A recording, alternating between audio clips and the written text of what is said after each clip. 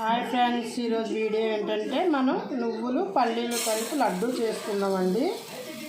పిల్లలకనే కాదు పెద్దవాళ్ళకి కూడా చాలా మంచిది. కాలు పీకులు, నడుము నొప్పులు, పీరియడ్స్ అయిన ఆడవాళ్ళు రోజుకు ఒక లడ్డు తింటే చాలా హెల్దీ అండి.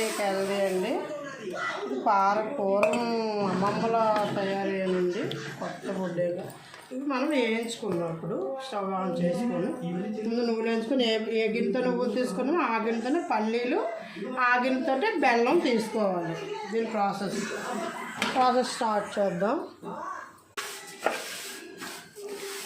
ఫ్రెండ్స్ ఇలా వేపుకోవాలి. మనకి ఎర్రగా అరమ వస్తుంది, మంచి స్మెల్ వస్తుంది. నువ్వులు వేరేగా వేపుకున్నాం, దేనికి అదే వేపుకోవాలి.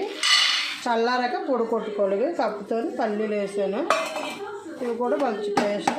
పల్లీలు వేసి పొట్టు తీసుకోవాలి, చల్లారినాయి వాళ్ళు రెండును. మనం ఇలాగ బెల్లం కూడా తోముకోవచ్చు. రెండు చల్లారాక దేనికైతే పొడి చేసుకొని లడ్డు చుట్టుకోవాలి. లడ్డు ఎలా చుట్టాలో చూద్దాం. రెండు చల్లారిపోయండి.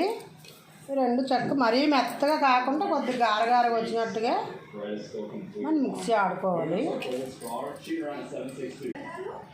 ఇది నువ్వుల పొడి, ఇది పల్లి పొడి. ఇప్పుడు ఆ బౌల్తో మనం బెల్లం తురుము వేసుకొని లడ్డూలు చుట్టుకోవాలి. అంతే, టేస్టీ సింప్లీ బెల్లం పల్లీలు నువ్వుల పొడి లడ్డు రెడీ.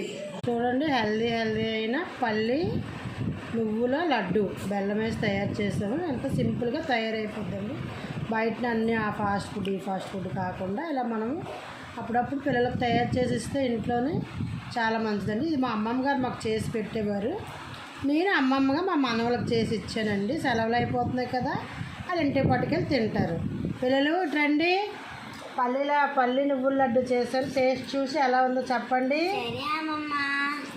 చిన్నువాడు రా, శాంగాడి చాలా బాగుందమ్మా.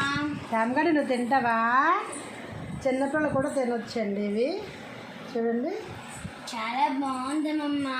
చాలా బాగుందమ్మా. బాగుందా? ఇక పట్టుకో, అందా తిను.